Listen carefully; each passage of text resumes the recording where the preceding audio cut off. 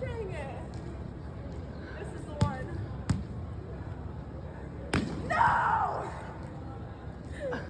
God, my lifelong dream is to just make the Sac State volleyball team, and I can't make my serve over the net. What am I gonna do?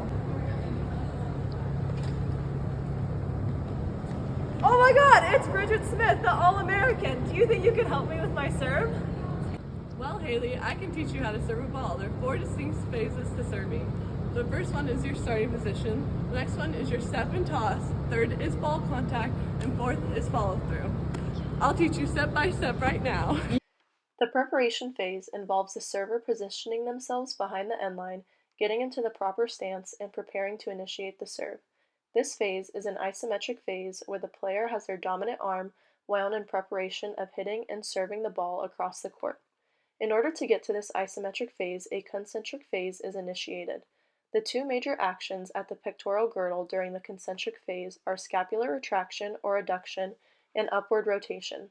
The protraction is driven by the trapezius and the rhomboid major and minor. The upward rotation is driven by the serratus anterior and trapezius muscles. At the glenohumeral joint, the muscle action is diagonal abduction. This action is driven by the deltoid muscle, latissimus dorsi, teres minor, and infraspinatus. When drawing the arm back in the concentric phase, the action at the humeral ulnar and humeral radial joints are flexion. The agonistic muscles driving this action are the biceps brachii, brachialis, and brachioradialis. The radial-ulnar joint is held in a pronated position throughout the movement. This is done by the pronator teres and the pronator quadratus. This action is isometric.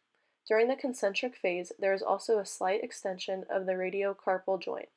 This action is driven by the extensor radialis longus, extensor digitorum, extensor digiti minimi, and the extensor pollicis brevis. In the toss phase, the server tosses the ball into the air using one hand while maintaining balance and stability. The toss should be consistent and placed slightly in front of the hitting shoulder to allow for optimal contact.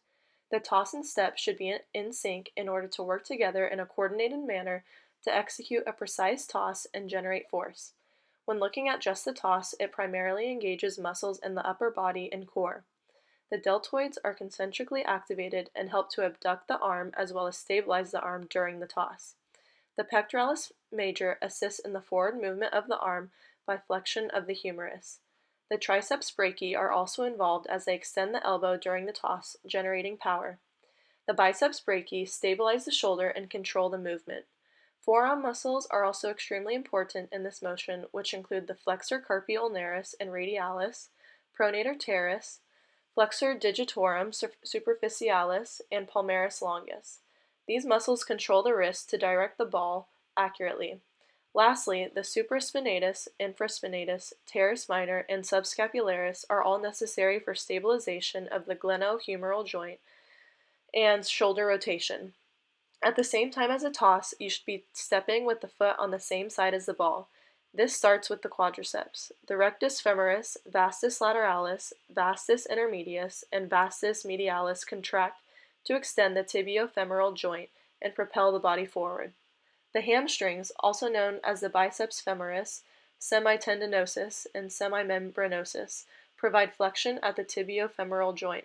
The coxal joint is extended during the step, which generates power and provides stability.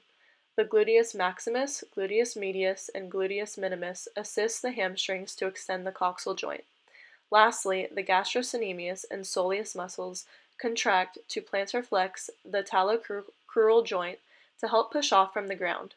During this combined movement of the upper and lower limbs, the abdominal muscles are very important. The external oblique, internal oblique, transversus abdominis, and rectus abdominis help with balance and stability during the step and toss. In the ball contact phase, the server rapidly accelerates the dominant arm forward to strike the ball. This movement involves a powerful rotation of the trunk, hips, and shoulders, transferring momentum from the lower body to the arm. The serving arm extends forward and upward in a whipping motion. Timing and coordination are crucial to generate maximum power and accuracy. The 2 major actions at the pectoral girdle are eccentric contractions. This includes scapular protraction or abduction and downward rotation. The The protraction is driven by the trapezius and rhomboid major and minor. The upward rotation is driven by the serratus anterior and trapezius muscles. During the eccentric phase, the major action at the glenohumeral joint is horizontal adduction. This action is driven by the deltoid muscles, the latissimus dorsi, the infraspinatus, and the teres minor. The major muscle action at the humeral ulnar and humeral radial joints during the eccentric phase is extension. The major muscles involved in this action are the biceps brachii, brachialis, and brachioradialis. The radio-ulnar joint is held in a pronated position throughout the movement. This is done by the pronator teres and the pronator quadratus. This action is isometric. During the eccentric phase, there is a slight wrist flexion.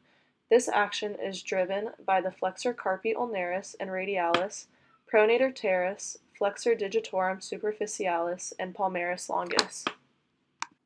The rectus abdominis, the internal oblique, external oblique, and transverse abdominis are also involved in this movement.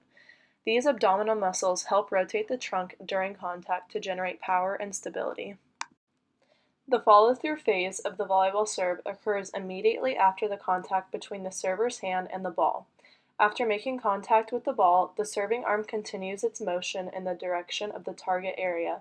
The arm typically extends fully or nearly fully, completing the forward swing initiated during the acceleration or ball contact phase.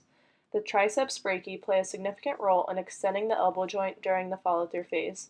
In addition, the deltoids are extremely important in stabilizing the glenohumeral joint as it extends forward during the follow-through.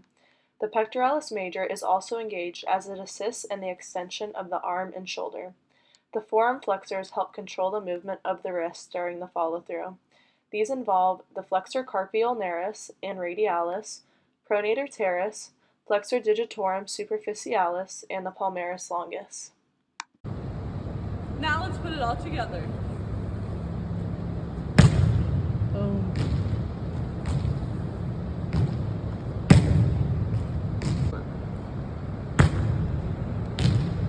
Yeah. Bridget Smith, you're such a lifesaver. I'm going to make the Sac State volleyball team. Thank you so much. I've been serving so much. What's wrong with my shoulder? Serving in volleyball causes a lot of use of the glenohumeral joint. This ball and socket joint sacrifices stability for mobility for many uses, one being serving a volleyball.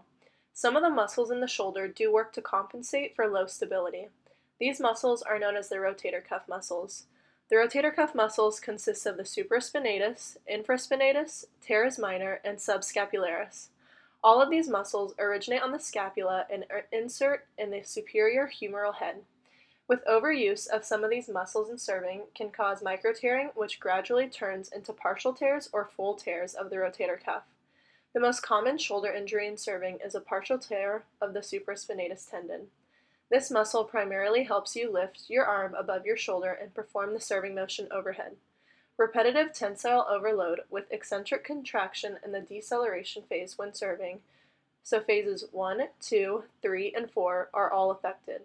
Signs and symptoms include limited range of motion, weakness in the shoulder, pain moving the arm in a specific way, usually overhead, clicking noises when movement occurs, and tightness.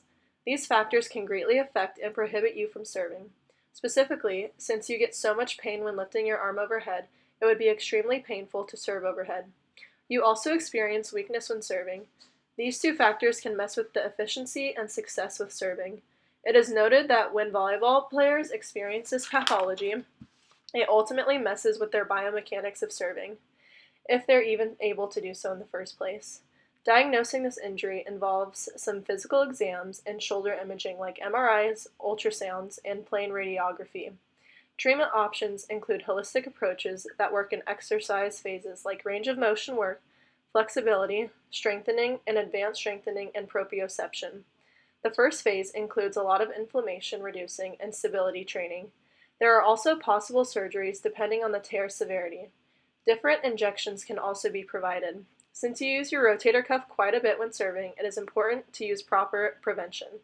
Strength training, like lifting weights and bands, specifically external rotation and overhead use, are crucial.